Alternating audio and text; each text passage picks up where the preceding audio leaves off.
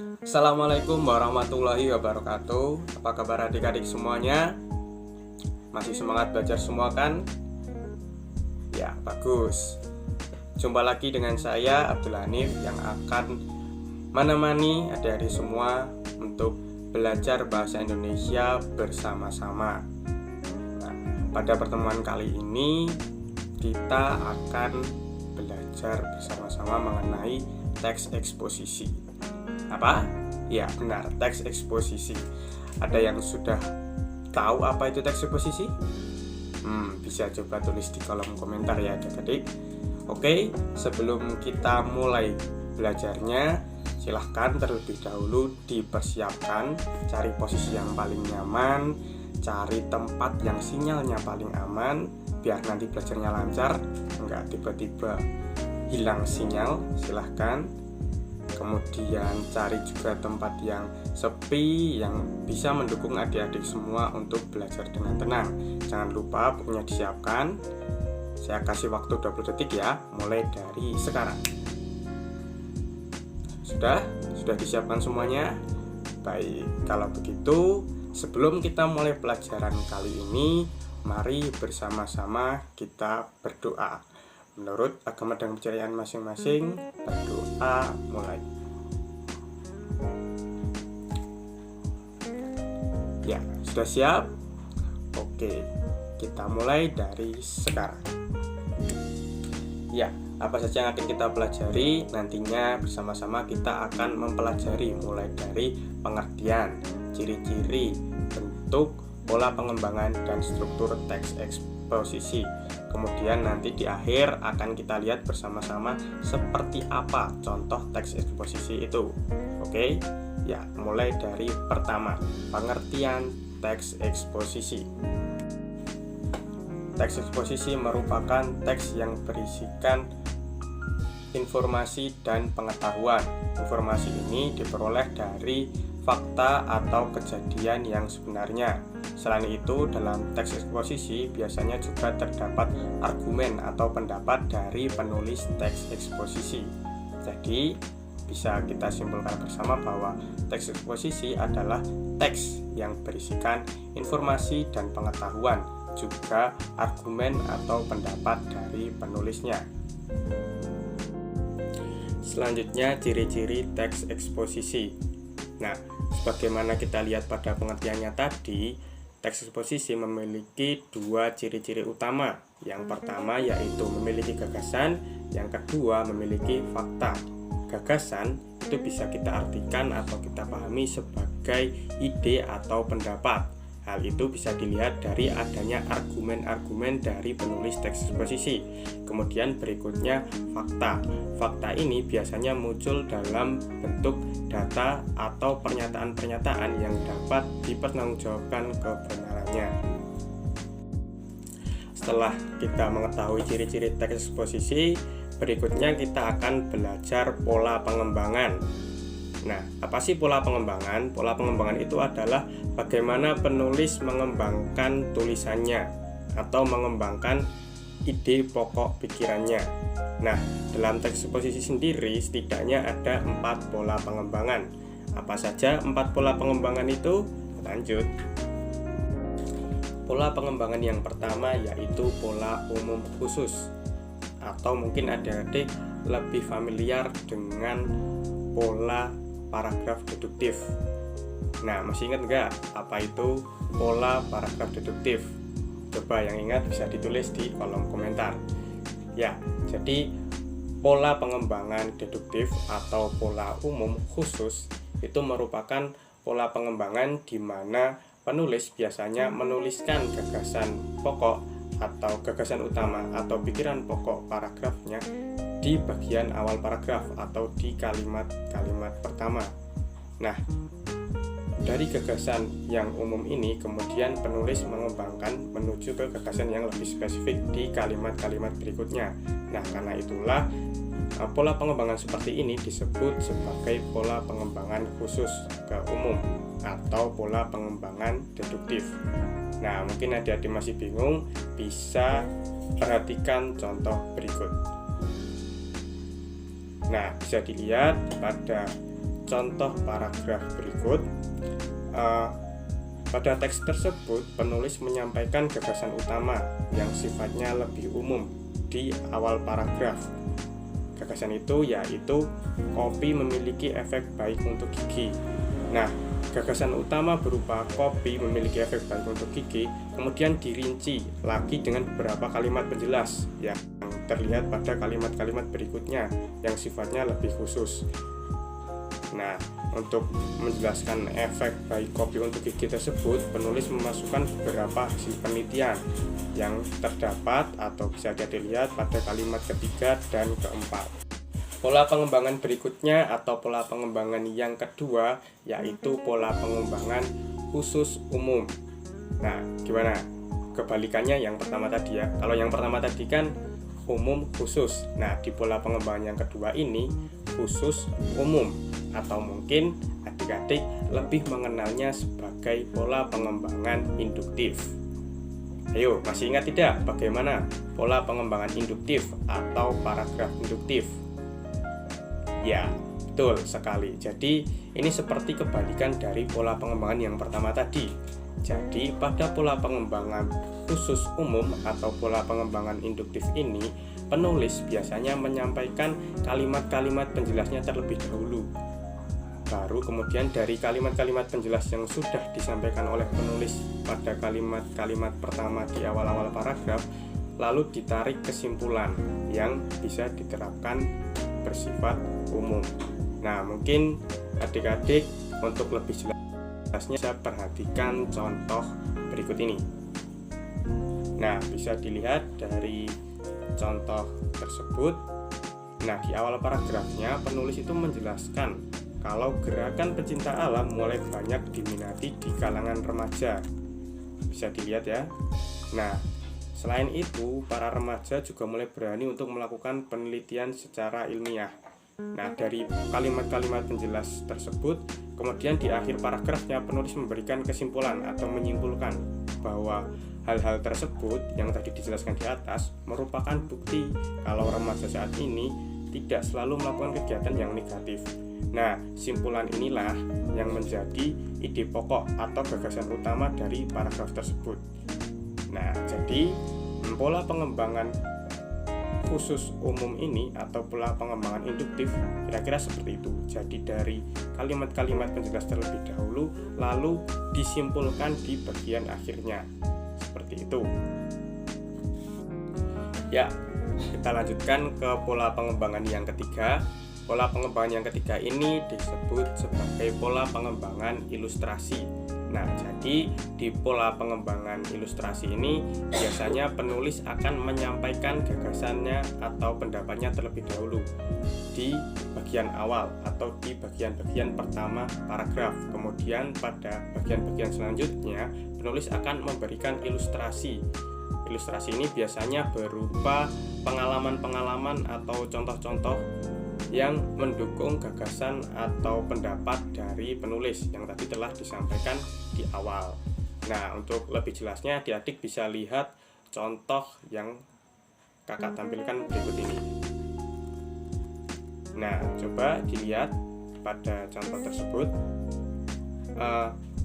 Pada bagian awal, penulis menyampaikan gagasan kalau olahraga merupakan kegiatan yang dapat menyehatkan badan. Nah, kemudian pada bagian-bagian berikutnya, penulis memberi ilustrasi. Nah, misalnya, olahraga renang dapat menyehatkan paru-paru dalam bernafas. Nah, olahraga renang ini merupakan ilustrasi yang diberikan oleh penulis untuk mendukung gagasan atau argumen yang tadi disampaikan di bagian awal. Gitu. Nah, lanjut kita ke pola pengembangan berikutnya. Ya, pola pengembangan yang berikutnya atau yang keempat itu adalah pola pengembangan perbandingan. Jadi tadi setelah ada 3 pola pengembangan, ayo apa saja? Masih ingat? Yang pertama pola pengembangan umum khusus atau deduktif, yang kedua pola pengembangan khusus umum atau induktif, yang ketiga pola pengembangan ilustrasi. Nah, yang keempat adalah pola pengembangan perbandingan.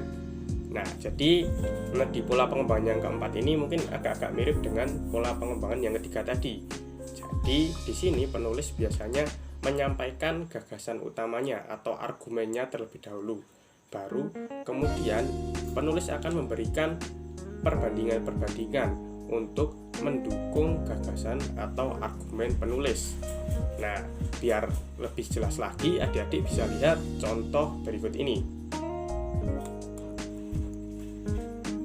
Nah, gimana? Terlihat jelas ya. Jadi di situ bisa terlihat pola perbandingannya. Coba dilihat di kalimat pertama, penulis membandingkan kandungan protein susu kedelai dengan susu sapi. Perbandingan ini kemudian dibuktikan dengan data dari salah satu sumber yang menyatakan kalau kandungan susu kedelai ternyata jauh lebih kecil dari susu sapi. Nah, jadi pola pengembangan di mana penulis mendukung atau memperkuat gagasannya dengan cara membandingkan seperti ini, itu bisa kita sebut sebagai pola perbandingan. Oke, tadi setelah kita belajar mengenai pengertian, kemudian ciri-ciri, kemudian pola pengembangan dari teks eksposisi. Nah, sekarang kita akan belajar mengenai struktur. Nah, apa sih struktur dari teks eksposisi? Nah, teks eksposisi itu memiliki beberapa struktur. Struktur teks eksposisi terdiri dari tesis, kemudian rangkaian argumen, dan penegasan ulang. Yang pertama, tesis. Apa sih tesis itu? Pada intinya, tesis adalah topik atau pokok permasalahan yang akan dibahas. Jadi di bagian tesis biasanya penulis akan menyampaikan atau menjelaskan topik-topik atau gagasan apa yang akan menjadi pokok pembahasan dari teks eksposisi tersebut. Nah, selanjutnya setelah tesis, struktur berikutnya adalah rangkaian argumen. Nah, di bagian ini penulis akan menyampaikan atau menyajikan argumen-argumen, biasanya berupa data-data yang mendukung topik atau gagasan yang tadi disampaikan penulis pada bagian tesis. Nah, di bagian rangkaian argumen inilah sebaiknya adik-adik bisa memberikan data-data yang akurat dan dapat dipertanggungjawabkan kebenarannya. Nah, selanjutnya di bagian terakhir atau struktur terakhir dari teks eksposisi yaitu penegasan ulang. Nah, jadi setelah tadi penulis dalam teks eksposisi memberikan tesis, kemudian mendukung pendapat atau gagasannya yang tadi telah disampaikan di tesis dengan rangkaian-rangkaian argumen yang biasanya berupa data-data dan informasi-informasi. Nah, di struktur yang ketiga atau di bagian penegasan ulang ini penulis akan memberikan kesimpulan dari apa yang telah dipaparkannya di bagian tesis dan rangkaian argumen tadi. Nah, jadi di bagian penegasan ulang inilah biasanya penulis merangkum, menyimpulkan apa-apa yang tadi telah disampaikan. Juga di bagian penegasan ulang ini penulis bisa memberikan argumen tambahan. Jadi agar gagasan yang tadinya penulis sampaikan itu bisa semakin lebih kuat dan lebih diterima oleh pembacanya. Nah, setelah tadi kita belajar pengertian, ciri-ciri, bentuk, pola pengembangan, dan struktur teks eksposisi, nah mungkin adik-adik masih ada yang bingung nih, Kak, dari penjelasan tadi teks eksposisi itu kayak gimana sih? Masih belum ada gambaran nih. Nah, biar lebih jelas lagi, coba perhatikan contoh teks eksposisi berikut ini. Silahkan diperhatikan, dibaca. Nah, bisa kita lihat di bagian pertama atau tesis. Nah, pada paragraf ini penulis memaparkan permasalahan yang ingin dibahas. Nah, kalau dalam contoh ini permasalahan yang ingin dibahas yaitu permasalahan manajemen sampah. Kemudian di paragraf kedua itu ada rangkaian argumen. Nah, kalau di contoh ini penulis berargumen kalau tindakan yang dilakukan warga Pasar Ciputat dan Kalibalang bisa dijadikan contoh. dengan mengolah sampah dapur dan sampah rumah tangga jadi pupuk kompos dan pupuk cair, kemudian dijual ke instansi pemerintah dan swasta. Hasilnya bisa memberi dampak kegiatan positif serta pemasukan bagi warga. Nah, selain itu, penulis di bagian ini juga menyampaikan beberapa fakta, misalnya kegiatan yang telah dilakukan warga dan juga pemerintah. Nah, ini bagian ketiga merupakan penegasan ulang. Di sini bisa kita lihat penulis memberikan kesimpulan bahwa upaya manajemen pengelolaan sampah itu perlu peran dari warga maupun pemerintah. Nah, gimana? Coba dibaca perlahan. Seperti ini contoh teks eksposisi. Setelah tadi kita belajar pengertian, bentuk, ciri, struktur, dan pola pengembangan teks eksposisi. Kemudian tadi di bagian akhir sudah bersama-sama kita lihat contoh teks eksposisi. Masih ada yang kurang jelas? Jika ada, bisa tulis di kolom komentar.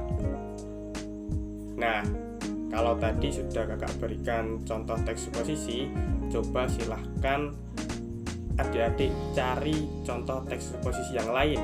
Nah, kemudian dari teks eksposisi yang adik-adik temukan, silahkan beri tanda pada struktur-struktur teks eksposisi yang ada. Nah, kemudian silahkan cari juga data-data apa dan gagasan apa yang disampaikan oleh penulis. Oke?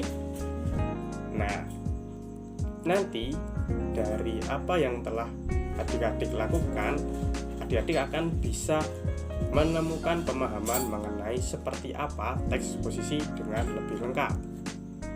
Selanjutnya, untuk lebih atau untuk mengecek pemahaman dari hasil menyimak video pembelajaran ini, nah silahkan coba kerjakan kuis mengenai teks eksposisi. Nah, kuisnya di mana? Silahkan scan QR code berikut. Nah, kalau HP-nya digunakan adik-adik untuk menonton video ini dan kesulitan untuk